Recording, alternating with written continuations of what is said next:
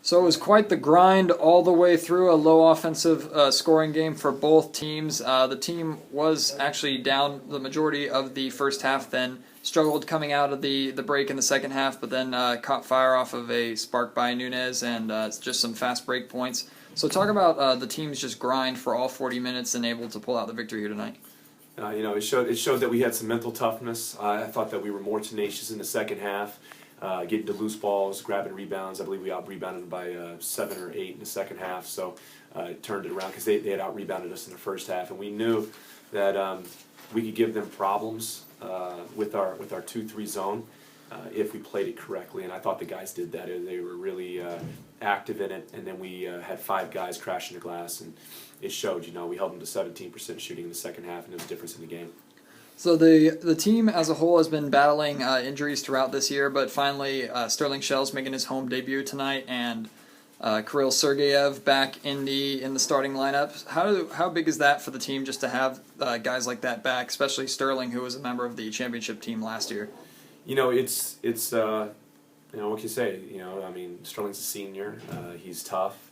He's physical. He does all the things that don't show up in the box score, and he's a leader. So to have him back out on the floor is a tremendous boost for our guys.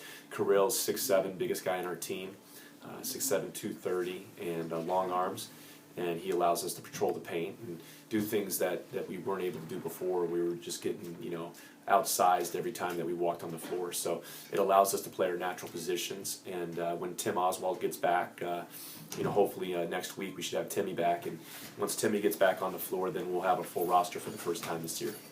So the team wrapping up the 2013 year on the 30th, hosting Southern Oregon University here. First off, how good does it feel to be back home after a really long, month-long road trip and home drought? And then also with conference on the horizon coming up here in January, how important are these last few preseason games? Matt, you're the master at a two-part question. Okay, so the first answer is it's amazing to be home. It was a really long road trip. We were in Southern California. We were in Oregon twice. We were, Bay Area. We were all over the country, playing games for the last month plus. So to play in our own, friendly confines of Warrior Arena, we needed that. And I'm glad that we're back and that we have another game. Now, Southern Oregon is before we get to conference play, so I'm not going to talk about conference play yet because we're going to just talk about the next game. And they're the number 2 rated team in the country. Love to invite everybody out to the game. If you like high-level basketball, it's going to be a great game. And we played them once up in Oregon, and they got the best of us. We're a little bit more equipped now that we have our players back.